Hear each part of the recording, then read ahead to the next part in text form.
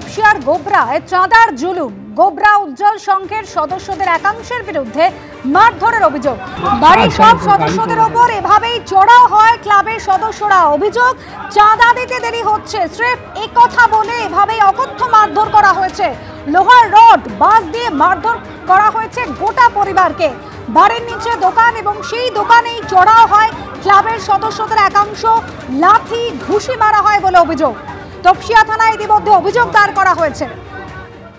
আমাকে ঘুষি মারে, এই ঘুষি মারার পরই লাঠি সোটা, মানে আমার হাত দেখছেন এখানে, এটাতে বাঁশ দিয়ে মারা হয়, আমার মাথায় রড দিয়ে মারা হয়।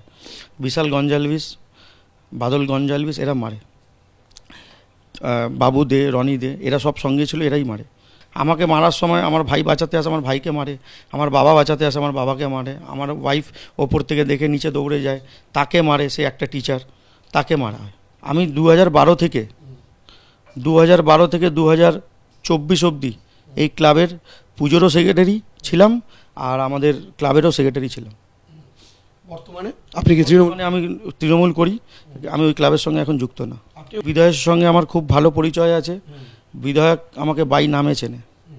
আমরা এটা পুলিশকেও জানিয়েছি, কিন্তু পুলিশ সেভাবে কোনো রকমের স্টেপ নিচ্ছে না। কেন আমার ওয়াইফ কালকে প্রায় রাত্রি 1:30 অবধি থানায় ছিল, লাস্টে মানে তপসিয়া থানায় ছিলেন।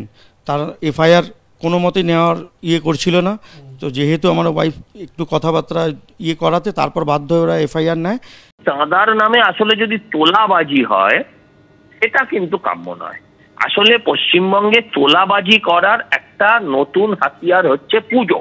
10 বছর আগে কটা আপনি আপনার পাড়ায় বিশ্বকর্মা পুজো হতে দেখেছেন? কটা আপনার পাড়ায় জগদ্ধাত্রী পুজো হতে দেখেছেন? বিষয় হচ্ছে চাঁদাটা হচ্ছে টাকা তোলার একটা নতুন পদ্ধতি। এই রাজ্যে তোলাবাজির একটা নতুন পদ্ধতি হচ্ছে চাঁদা তোলা। আমার মনে হয় কলকাতা শহরের অন্যতম বড় বাজেটের পুজো যারা, আমরা তাদের মধ্যে পড়ি। কিন্তু চাঁদার জুলুম, এই যে জিনিসটা, এগুলো আজ থেকে 20 বছর আগে দেখা গেলে মানাতো, আজকের দিনে মানায় না। আসলে এটা কিছুই না, পুজোটা উপলক্ষ। ওই যেমন বলছে উৎসব, পুজো তো আর পুজো নেই, উৎসব হয়ে গেছে। চাঁদা দিতে দেরি হচ্ছে, স্রেফ একথা বলে একটা গোটা পরিবারের সদস্যদের এভাবেই প্রকাশ্যে মারধর করা হচ্ছে। লোহার রড নিয়ে আসা হয়েছে, বাঁশ নিয়ে আসা হয়েছে, মারধর চলছে।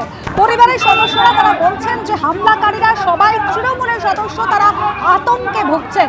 পুলিশের কাছে যখন তারা গিয়েছেন অভিযোগ দায়ের করতে, পুলিশও প্রথমে অভিযোগ নিতে চায়নি, তাদের বসিয়ে রাখা হয়েছিল।